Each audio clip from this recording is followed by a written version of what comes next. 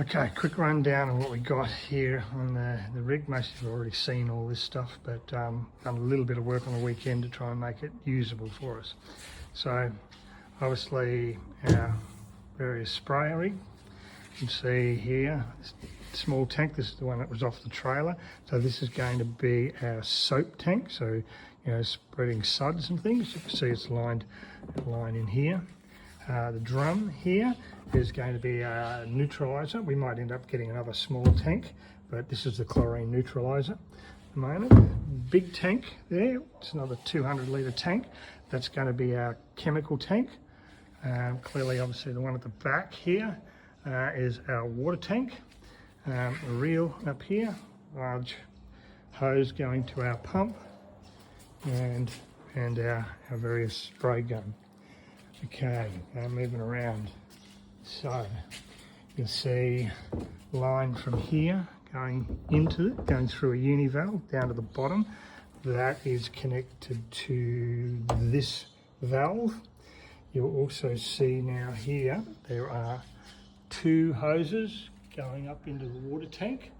So one of them, the first one here, is actually connected to this, so that's direct water all the time. The second one is actually connected to the three-way valve with the chemical line, so you can switch back between chemicals and water at any time.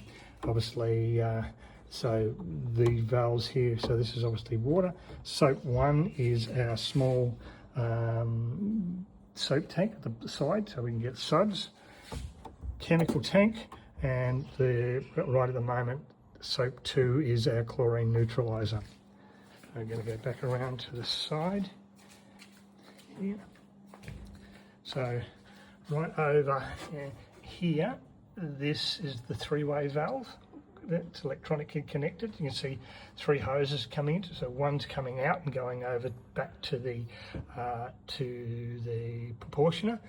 The side on the right is the water. That's that other second water line going through. The one on the left is the chemical tank coming through here and going into the chemical tank. So you can switch backwards and forwards depending on what you're doing. So the idea is obviously you'll turn your chemicals on and then you'll rinse with your water. That means you can flush out all the lines all the way through, flush out your proportioner, flush out the valve, and it makes a big difference. So that's it.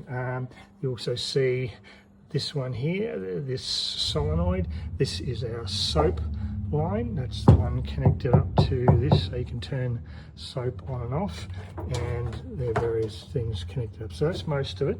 Now, to turn things on, you'll see that the main switch here is turn on, and you'll see, you can hear the pump has now come on, and obviously getting ready to run water through. I'll just turn it back off for a second. You'll also see there is another switch over here. Oops, here. If I turn this on, you'll hopefully now see right over on a solenoid there. It's probably out of focus a little bit. There's a little red light come on. That means that solenoid is in action, and also the three-way valve is powered up. So now we have this remote. You'll see probably can make it out. There's a little yellow tab at the top. If I press the on button, you'll see that it's switched over and the light has come on. That means we're hooked up to the chemical line, and if I turn it off, it goes back and the light goes off. It means we're connected to the water line. So by switching backwards and forwards here, we can turn chemicals on and off, and we can rinse. So that's pretty much the scheme of things for the first part. We'll go and fill the tank, or fill some water in the tank, and then back the car out, and the next time we will hopefully spray something so you can actually see what's happening. Okay, another little bit while we're going in it, while the water's filling up the tank. Hopefully see the tray on the truck. So you probably, when you look at it, you'll see some stuff written down here. So I've got a space left here for the pressure washer reel. So once I get the other one of these stands we'll put the reel up in there. left a space here for the pressure washer to go. We're probably going to have to do some work on the exhaust between here, so have to shoot it up in the air, but we can deal with that. And as we go around, this space here I've left for the toolbox. So I've ordered the toolbox. It will sit in here. It'll stand up, so high so that we can keep everything that we need with this truck, hopefully inside the toolbox. Then, depending on what we do with these things, whether we still use these drums, but we'll have this for the neutralizer, and we'll have a space here. We can probably put a drum of degreaser in there so that we can switch backwards and forwards. Just take the cap off, put it on the next one, and away you go. Hopefully that's it. Won't be a lot of space left over. I think that's really about it. So we only have a little bit of space behind the reel at the end, and if we had to, we can stack something up on here. So we'll probably use some of this space down the side here for things like water-fed poles and stuff. But we'll try and keep all those things neat as well. But okay, that's pretty much it. That's pretty much the layout as it is. I think it'll change a little bit. I'll improve some of this stuff once I get some more time and we know what's going to work. But yeah, that's it. Okay, so this is the next one with the how to do the proportioner. So water here, I think pretty much you're going to just leave it on all the time when you're using it. So there's no use, proportioning water. You might as well just leave a full flow of water. Chemicals here, since these are the two, so you're on 0 now, and there's 1, 2, 3, 4, 5, 6. So if we're down here and straight down, and we'll be on 6.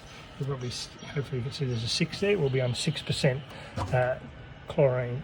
So here we'll be on 4, 3, 2, 1, 0.5% and off. So roofs we're probably going to be somewhere between 4 and 6 there. House washes we're probably going to be somewhere between 0.5 and 1, maybe 1.5 on something that's really dirty. Here, hopefully 0.5 and 1.5, 2, 3, it's maybe up to 4 for driveways and things that might need to be cleaned. So mostly, it's going to be pretty simple. You just simply, once we might even put a label here so you understand what percentages are required. But it's off 0.5 to 1, that's probably a house mix. 2, 3, that's for a driveway. 4, 5 and 6, that'll be for roof cleans. Then we've obviously got various soaps, so we go through 1 to 10, 0.5%. So somewhere you're going to be down at, for house wash, probably 2 or 3. If you need a bit more soap for it, you'll pack it up. This one I think is probably going to have to mean you get familiar and understand where you are. But I would probably err on the lower side first until you know you need a bit more. Exactly the same with the other one. The only thing about this valve upside down, I don't know if there's a way for us to change it, but you'll see that it's on open, fully open there. So I think it goes this way down to close. So we're looking at, just open there, and then say again, this is going to be a degreaser and neutralizer. Again, just have to become familiar with it. So hopefully that's proportional. Every time we're going to be back to this way at the end of the day, and we need to be flushing out this line in particular, or this line I should say. But I think when we do the other valves, we should be able to, if we want to, flush all these others out. But this one in particular, we're not going to leave chlorine inside any of these valves. Okay, last one. So we have a little bit of water in the thing. So I'm only going to be spraying water because all the other tanks are empty. Hopefully I'll get this one filled. You'll fill the chemical tank on Monday, and neutralizer, I might be able to get something in there. So I am going to turn on the pump, which you can hear coming on. Not that it really matters, but so I would turn this on if I wanted to. I'll turn it on anyway, and I would use, so that's on, so that means the solenoid and the 3-way valve is working, and I would use the remote to switch backwards and forwards to water.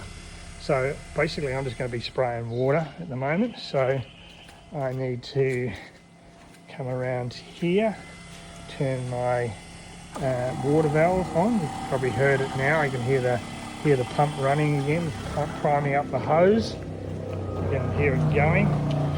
And I've got some hose here. I'm going to release a little bit. That's it. Oops, sorry. Right, there you go. Pin. It's a bit hard working one-handed. Okay, so here we go. We'll see what happens. This is our spraying. So I'm about 10 or 12 feet out from the door, and we're spraying, and I release the trigger a little bit, and we get a fan mix, and we take it off, and we go straight off, and you can hear the pump shut itself off. So full on trigger. We've got the water, so that's probably plenty. I'm hitting the fence right now, and take the trigger off. Just put it on lightly. We've got a big fan mix. So this is probably going to be our roof cleaning process. We have to get familiar with this, overspray, we have to, that's probably a better thing. That's just pulling the trigger in a little bit easier, more quick, and then if we want to hit, so we can hopefully see how far we can get up in the air. So I've got the roof up here. I'll annoy that wasp up there. Oh, yep, those wasps up there aren't happy at all. So we can easily hit that. There's the other one up here, a little bit higher. Yeah, we can easily hit that. So I think on a calm day, I reckon we did hit 3 stories with that. So anyway, that's it. Probably the couple of rules we're going to have to make.